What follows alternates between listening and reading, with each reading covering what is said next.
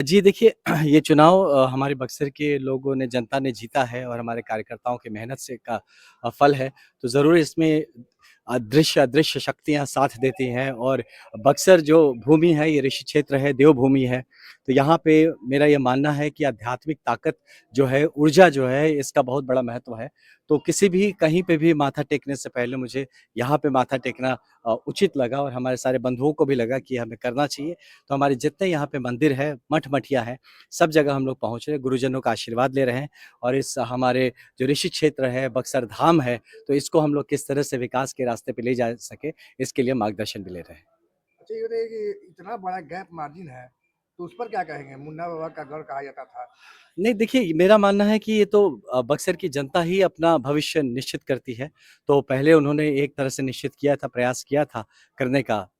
लगा कि शायद वैसे नहीं हो पा रहा है, तो अब की बार एक मत होके, एकजुट होके, एक तरफ़ा जनता ने ये डिसाइड किया, ये मतलब संकल्प लिया है कि अब की विकास ही एकमात्र मुद्दा रहेगा और विकास के लिए वोट दिया है। तो अब ये हमारा दायित्व बनता है कि जो हमारी जनता, हमारे लोगों ने जो सोचा है, जो ठाना है, उसको पूरा किया जाए। सर जो मैनिफेस्टो आपने जारी किया था कार्यालय में, तो क्या लग रहा है कि 5 सालों में उस मैनिफेस्टो हाँ, पे हम काम तो होगा? 3 साल की बात कर रहे हैं, 5 साल तो बड़ा टाइम दे रहे हैं, हम तो 3 साल की बात कर रहे हैं। अभी अभी शपथ लेने अभी तक तो हम मतलब विधायक नॉमिनेटेड हैं, अभी तो शपथ लिया जाएगा तो प्रॉपर विधायक बना जाएगा। तो आप देखिएगा डे 1 से ही हम लोग काम पे लग जाएँगे। हमारा हेल्पलाइन नंबर भी एक हमने ऑलरेडी कल ही इश्यू कर दिया था और किसी को हमसे संपर्क करना है काम के रिगार्डेड तो उसमें ज़रूर बात करें। आपको भी बता देते हैं वो हेल्पलाइन नंबर ताकि लोगों तक पहुँचे कि ये है 92880 9288012121 फिर से 9288012121 इस पे कभी भी आप संपर्क कर सकते हैं और किसी भी तरह के लगे जहां हम आपकी मदद कर सकते हैं, काम आ सकते हैं, आप बेहिचक बताइए। क्या लग रहा है धार्मिक स्थलों का जिस तरीके से लगातार लोग कहते थे कि बक्सर को धार्मिक और पर्यटक स्थल बनाया जाएगा, तो अब आपके आने के बाद लग रहा है कि हो जाएगा? जी, बिल्कुल, ये एक महत्वपूर्ण हिस्सा रहेगा बक्सर के विकास में कि यहाँ का जो धार्मिक स्थल ये तो है, ये तो आज से नहीं सतयुग से है, वामन भगवान से ये इस जगह का मतलब जो क्या कहा जाए परिचय है बक्सर का। तो ये बक्सर धाम तो बनेगा, ये एक पार्ट है बक्सर के विकास में। साथ ही यहाँ पे जो कि हमारा मूलभूत जो व्यवस्था है, इंफ्रास्ट्रक्चर हो, चाहे स्वास्थ्य हो, शिक्षा हो यहाँ का बिज़नेस हो, कॉमर्स हो, हर तरह से हर चीज़ की बढ़ोतरी हो सके, सर्वांगीण विकास हो सके, जो माननीय प्रधानमंत्री श्री नरेंद्र मोदी जी का सपना है विकसित भारत का, उसमें विकसित बक्सर, विकसित बिहार के तरफ हम ले जा सकें, इसके लिए हम लोग पूर्णतः संकल्पित हैं। तो जनता से क्या अपील करेंगे? जी, मैं जनता से अपनी यही अपील करूँगा कि आपका पहले तो धन्यवाद देना चाहूँगा हाथ जोड़ के कि आपने अपना भरोसा दिखाया हम लोगों पे और हम लोग पूरा हर प्रयास के भरोसे पे कायम रहें। आपसे यही मेरी उम्मीद रहेगी कि आप मुझे बताएँ, आप मिलें और जो सामाजिक हित में और जो जनहित में और क्या किया जा सकता है, आपके क्या सुझाव हैं, वो बेहिचक हमसे बताएँ।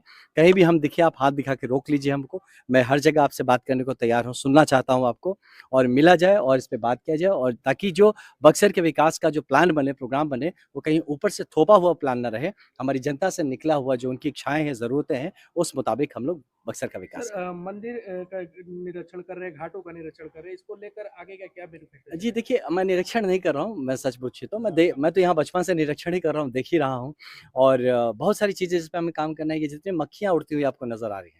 जी। मुझे लगता है सबसे पहले हम लोग इस पे काम करने की ज़रूरत है कि हमारे मंदिर और जितने पवित्र स्थान हैं, उसमें साफ-सफाई, पवित्रता का ध्यान हम लोग कैसे रखा जा सके, इसमें मेरा क्या सहयोग हो सकता है, किस तरह से हम एक-दूसरे को प्रोत्साहित कर सकते हैं कि अपने साफ-सफाई रखें क्योंकि जहाँ देवता, भगवान, आध्यात्मिक शक्तियाँ हैं, वहाँ पे सबसे पहला काम तो हमें लगता है कि साफ-सफाई पे हमें स्वच्छता पे ध्यान देना है और फिर इसके रिलेटेड जो भी ज़रूरतें हैं कहीं पे कुछ बनाने की ज़रूरत है, कुछ रिपेयर्स की ज़रूरत है, उस पे काम करेंगे और एक पूरी तरह से एक बक्सर डेवलपमेंट बोर्ड किस तरह से एक विकास निगम कैसे बना सके, इस पे बक्सर के डेवलपमेंट के लिए एक होता है ना कि मास्टर प्लान लेके कैसे चला जा सके, तो उसको ध्यान में रखते हुए जो अभी तात्कालिक ज़रूरतें हैं उसको हम पूरा करेंगे, लेकिन लॉन्ग टर्म लेके चल रहे हैं कि 3 साल में चीज़ों को व्यवस्थित कर देंगे और यहाँ से ये जो स्पीड है इसका हम लोग पकड़ा देंगे, इसको ट्रैक पे ला देंगे कि अगले आने वाले 5 या 10 साल में आपको बक्सर इस देश का एक सबसे वन ऑफ द मतलब कहते हैं ना मोस्ट डेवलप्ड सिटीज़ के रूप में ये डेवलप हो सके। सर बक्सर की जनता ने सीधे आपको चुना है, खासकर महिलाओं और युवाओं ने, तो उसके लिए क्या कहेंगे? जी, बिल्कुल देखिए हमारी महिलाओं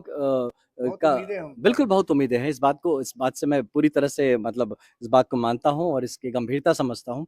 तो हमारी महिलाओं के लिए जो ज़रूरतें हैं बेसिक एक उनके लिए सुरक्षा डेफ़िनेटली सबसे पहला आता है और साथ ही वो भी चाहते हैं कि हमारे घर के जो बच्चे हैं, उनको यहीं अवसर मिले, उसका ध्यान रखना है। महिलाओं के जो सार्वजनिक जीवन में आप देखिए अगर गंगा घाट पे जाके वहाँ से जो व्यवस्था चाहिए, वहाँ से लेके पढ़ाई-लिखाई के लिए स्कूल और कॉलेजेस, महिला कॉलेज की जो ज़रूरत है, इन सब पे हम लोग ध्यान रख रहे हैं। महिला हमारी यहाँ सुरक्षित रहे, सशक्त बने, इस पे हमें ध्यान देना है और महिलाओं को हम किसी भी पॉलिसी मेकिंग या किसी भी तरह का जो विकास का प्लान कर रहे हैं, उसमें महिलाओं का सहभागिता रहे, उनके जो विचार हैं, उनको हम ध्यान में रखते हुए आगे का काम करेंगे।